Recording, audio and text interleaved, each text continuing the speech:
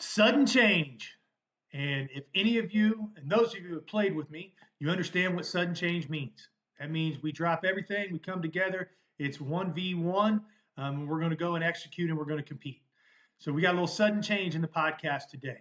We're going to shift gears a little bit, but it'll tie back into the greater message of the overall podcast as well.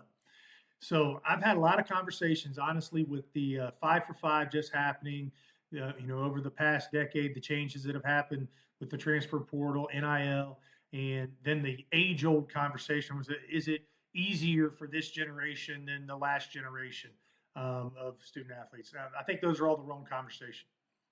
Every generation faces adversity.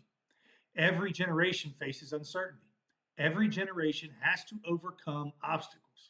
The obstacles are just different.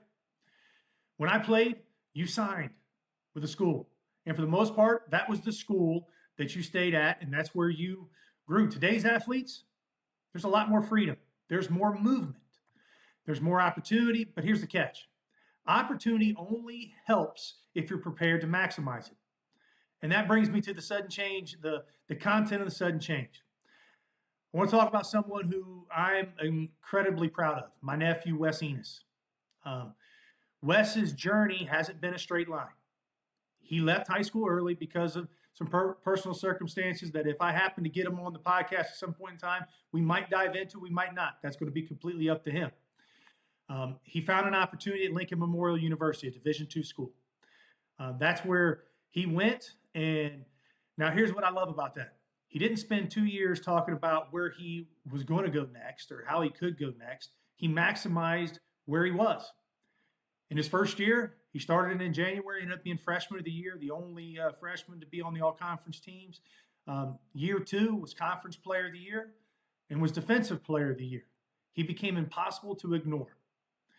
That performance opened up the next door. He maximized his potential at Lincoln Memorial. He transferred to South Florida. And again, he didn't make any excuses or take the time in order to settle in. He didn't expect anything. He given to him. He went out and he earned it. And he earned an immediate impact. Was first team all-conference in his first year there. Was conference tournament MVP. Got him to March Madness. Then at the end of the year, the head coach leaves. Things changed. Back into the portal again. So now he's in the portal for a second time. And now he's headed to Creighton in the Big East. And because of the 5 for 5 change, actually has 2 years of eligibility remaining under those new rules. That's not luck. That's not the portal. That's a pattern. Maximize where you are. And the next opportunity, it'll come and find you. That's a lesson that has nothing to do with basketball, even though that's been the laboratory for him. It's true in coaching. It's true in business. It's true in leadership. Too many people spend energy chasing the next opportunity while underperforming in the one they're already living. Become so valuable in your current role that people can't help but notice. That's always been the formula. It reminds me of something that I said earlier, and I've used for years. Never overestimate your role, but never underestimate your responsibility. So there's your change. Never underestimate your role. Never underestimate your responsibility. Your responsibility is to maximize your potential. Your title isn't what creates opportunity. Your performance is. And since we're talking about Wes here, I did want to take the opportunity to promote a little bit. He's hosting an elite basketball camp on August 5th at Wayne High School. So if you got a kid that's playing basketball from 4th to 8th grade and is serious about becoming a better basketball player and serious about learning a little bit more from the experience that Wes has had, I encourage you to check it out. Get signed up. Yes, he's my nephew, but that's not what I'm talking about here. I'm talking about this because I believe there's value in learning from people who've actually lived the journey. He's lived the journey. Division II. Let's go back. Small high school, Miami East High School, to Division II, then to Division I, Conference Player of the Year, March Madness, the Big East. There aren't many people who can teach those lessons because they haven't experienced them.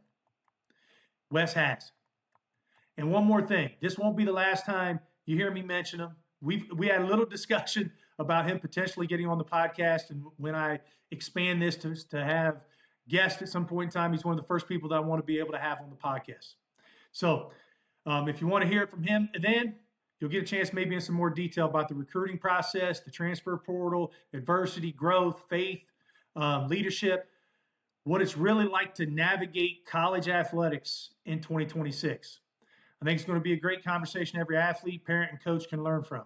So this time for real, sudden change is over. So until next time, maximize where you are before worrying about where you're going, because the next opportunity is usually earned long before you ever arrive there. I'm Dave Tainer, and this has been our sudden change drop for the day. Hey, Queen of Victory, pray for us.